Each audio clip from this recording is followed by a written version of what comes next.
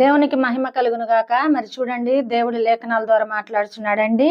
నిజమైన స్నేహితుడు ఇడవక ప్రేమించును అని చెప్తున్నాడండి. చూడండి, నిజమైన స్నేహితుడు ఎవరండి మనకు? యేసు ప్రభువారు నిజమైన స్నేహితుడండి. చూడండి, ఈ లోకంలో ఎంతమంది మనకు పరిచయమైనను మధ్యలోనే విడిచిపెట్టి వెళ్ళిపోతారండి.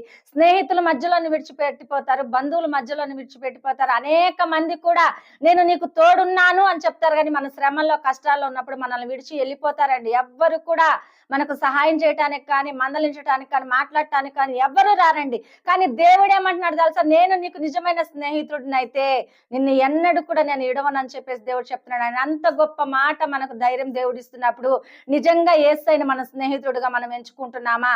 యేసయ్య మన బంధువుగా, మన స్నేహితుడిగా ఆయన తోడుండి మనల్ని నడిపిస్తే అన్ని విషయాలలో మనకు జయం కలుగుతుందండి. ఆయన హక్కును చేర్చుకుంటాడు.